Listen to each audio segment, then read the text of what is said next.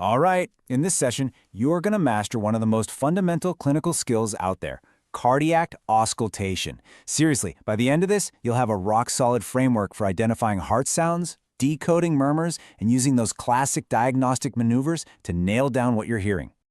Okay, let's dive right in. What you hear through that stethoscope, well, that's the heart telling you its story in real time. Getting this down will absolutely change how you approach patients, letting you pick up on these subtle clues that can point you straight to a diagnosis. And it all starts with knowing exactly where to listen. Now, here's a super important point that a lot of people miss early on. We don't actually listen right on top of the valves themselves. Nope, we listen to their projection areas. These are the spots on the chest where the sound from each valve travels the best. You can think of it like listening to a concert from the best seat in the house, not standing right next to the amp. So we have four main zones, the aortic, the pulmonic, the tricuspid, and the mitral, which, is also called the apex. Just get a feel for their placement. Aortic on the right, the others on the left, kind of moving down and across the sternum. But let's be real. Under pressure, how are you going to remember that order every single time? Well, you use this classic memory anchor. All physicians take money. APTM. It maps perfectly to the aortic, pulmonic, tricuspid, and mitral areas. This little phrase is going to lock in that cardiac map until it's just pure instinct. Okay, so we've got our locations down. Now let's tune in to the heart's basic rhythm, that classic lub-dub. These are S1 and S2, and they're the sounds of a healthy heart just doing its thing, contracting and relaxing. S1, that's the lub, is the sound of the mitral and tricuspid valves slamming shut. That marks the beginning of systole, the heart's big squeeze. You'll hear it loudest down at the apex. Then you get S2, the dub. That's the aortic and pulmonary valves closing to kick off diastole, which is the heart's filling phase, and this one is best heard up at the base, near the top of the heart. But check this out. Just the intensity of that S1 sound gives you powerful clues. If you hear a loud, sharp S1, you might be thinking of a stiff, stenotic mitral valve that's just slamming shut. On the other hand, a soft, kind of muffled S1 could mean you've got a floppy, leaky valve that isn't closing right, or maybe a failing heart that just can't generate enough force. The sound itself is a diagnostic tool. All right, let's shift our focus to S2, because this is where the diagnostic clues get even more subtle and, honestly, even more powerful. That S2 dub isn't always just one sound. Sometimes it splits into two, and the pattern of that split is an incredibly high-yield clue to what's really going on inside the heart. Let's break this down. A physiologic split is totally normal. When you breathe in, a little more blood returns to the right side of the heart, and that just slightly delays the pulmonic valve's closure. A wide split means there's a more significant delay on the right side, maybe from an electrical block, like a right bundle branch block. A paradoxical split is the complete opposite. It's a left-sided delay, say from severe aortic stenosis, which actually causes the aortic valve to close after the pulmonic one.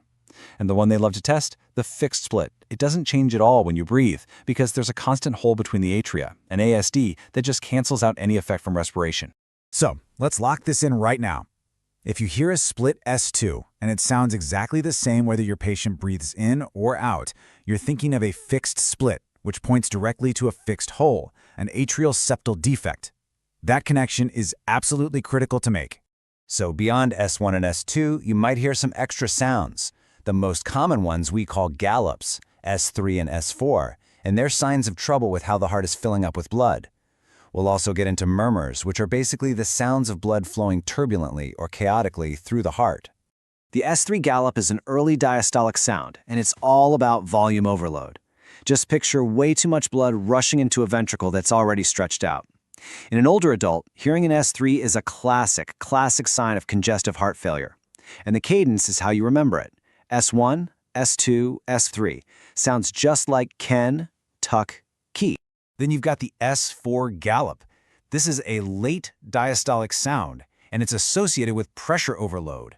This is the sound of the atria contracting super hard to shove blood into a stiff, non-compliant ventricle. It is always a sign of something wrong. The cadence here is S4, S1, S2, which sounds like 10 Nes-C. So simply put, S3 is a volume problem, S4 is a pressure problem. And this little scenario just shows why all of this matters so much. A 55-year-old comes in, they're short of breath. You listen at the apex and hear a sound right after S2. Boom. That's an S3 gallop. And in this context, your diagnosis immediately zooms in on heart failure. That's the power of auscultation. Now let's talk murmurs, the sounds of turbulence.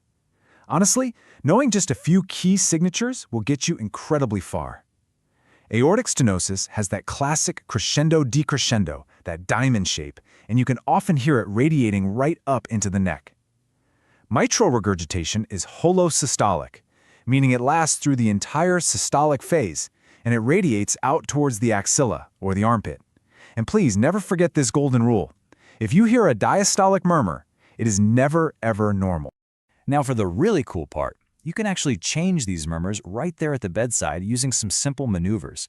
You should think of these as your diagnostic power tools. You use them to confirm what you think you're hearing and to tell the difference between murmurs that sound really similar. Let's start with preload, which is basically how much blood is filling and stretching the heart before it squeezes. When you have a patient squat, it squeezes blood from their legs back to the heart, which increases that preload. More blood flow means most murmurs get louder. On the flip side, standing up or bearing down, the Valsalva maneuver, that decreases the blood returning to the heart. Less preload makes most murmurs softer. But there are two very famous exceptions. And here they are. The murmurs of hypertrophic cardiomyopathy, or HOCM, and mitral valve prolapse, MVP, do the exact opposite. With less blood in the heart during a Valsalva, the obstruction in HOCM actually gets worse, and the floppy valve in MVP becomes even more pronounced, which makes their murmurs louder. This is one of the highest yield distinctions in all of cardiology, so you've got to know it. Another awesome tool is the hand grip.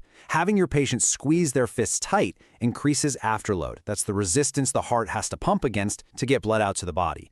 This increased pressure makes it harder to pump blood forward, so more blood ends up flowing backward through any leaky valves, making regurgitant murmurs like MR and AR louder. And it makes sense, right? With less blood flowing forward against all that resistance, murmurs like aortic stenosis get softer. Okay.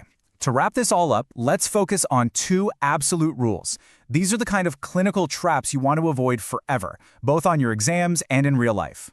First, one more time, a diastolic murmur is always pathological. Always. And second, you cannot have an S4 gallop in a patient with atrial fibrillation. Why not? Well, remember, the S4 sound is made by a strong atrial kick pushing blood into a stiff ventricle. In AFib, the atria just kind of quiver. There's no coordinated kick, so there's no way to make an S4 sound. Remembering these two rules will save you from some very common mistakes. And there you have it. When you combine the location of a sound, its timing, its unique quality, and how it responds to these simple maneuvers, you've moved way beyond just memorizing facts. You now have a dynamic, logical framework to figure out heart conditions right there at the bedside. So I'll leave you with this question to really put it all into practice. You're examining a patient and you hear a new diastolic murmur. What is your very first move? The answer isn't just to name it, it's to immediately realize how significant that is and start a workup. That is the mark of a great clinician.